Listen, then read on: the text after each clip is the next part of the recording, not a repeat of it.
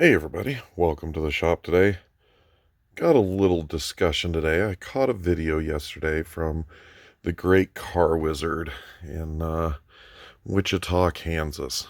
And he's got a fantastic YouTube channel, and everybody should watch that for car entertainment.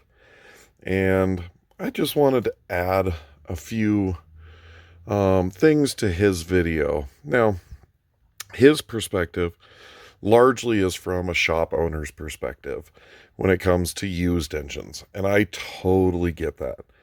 Um, Being in a shop is very, very different from what most hobbyists would do, for one. And the stress about time and time management and literally, there's no other way to put it, but the amount of frauds that are out there in the world, it's a very big problem, and he's right in the aspect of owning a shop to steer clear from good used engines. Now, does that really represent the whole of the automotive community?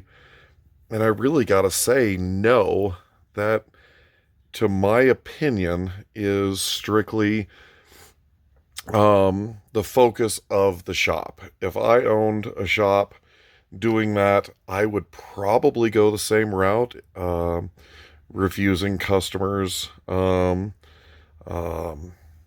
used engines and trusting people online, which is very difficult these days, which is kind of the impetus of this YouTube channel, because everybody is scamming, whether it's the buyers or the sellers. Seems like the internet is kind of picking up the worst traits of the Wild West.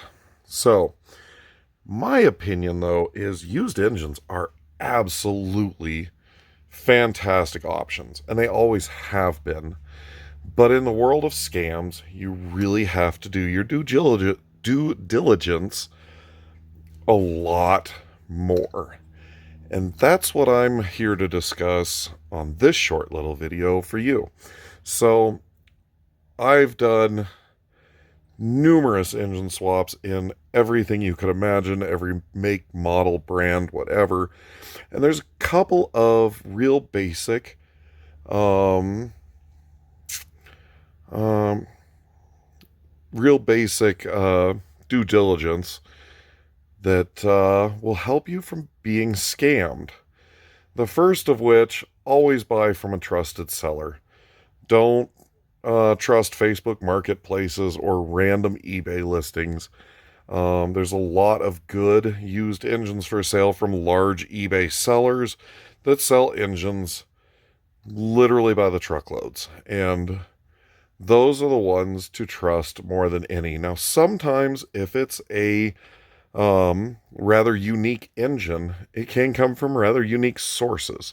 So that's not necessarily a do or die kind of scenario, but it's something to look out for. Secondly, the practice I've always used is request the VIN number.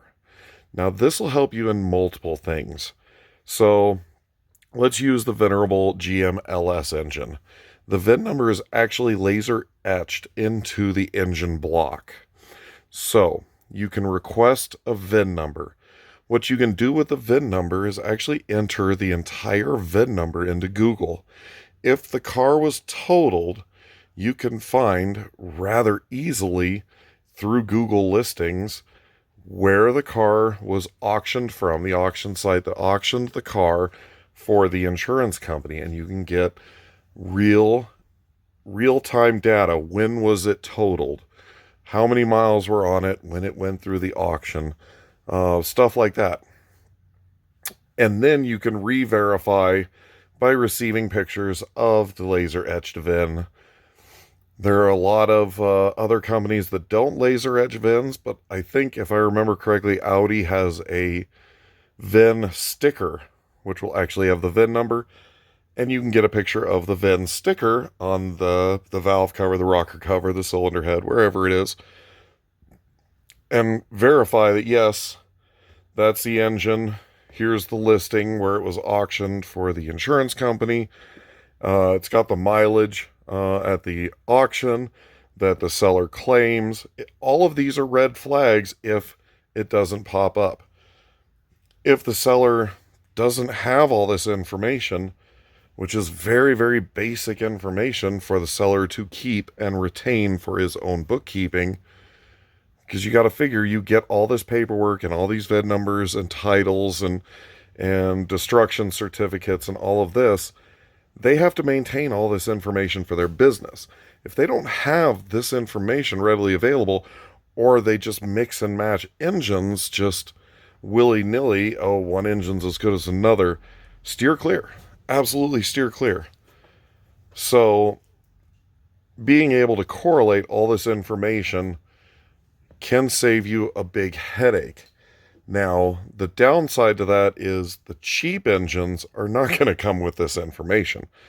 A few years back, I independently verified that I found a Cadillac LQ9 6-liter with 40,000 original miles that had been totaled sitting in a junkyard for, 15 years that no one had ever bought. The downside is that cost a pretty penny because of its mileage, but it was a good, solid used engine.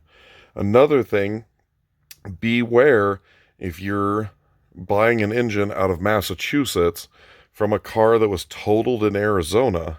That's a red flag, and that's information you can get while tracing the VIN through Google. So, used engines are fantastic. They're a great option for engine swaps, for hot rodding, for general hooliganism, which we should all be in favor of. But it will take a little extra due diligence. But for Car Wizard, I totally understand. He's there to do work. He's getting paid to turn wrenches, and they don't have necessarily the time to independently verify each and every thing that they buy. It should be good, but in the day of scammers, it's not worth the gamble for all the extra time. If you're sitting at home wanting to do an engine swap and something and have some fun, it costs you nothing to do your due diligence, and you can actually score big when you do it. So, Car Wizard was right, mostly. For the car business, used is not a great option. But for everyone else, with a few extra steps, you can get exactly what you want. And if you're patient, you can probably get it at a good deal too.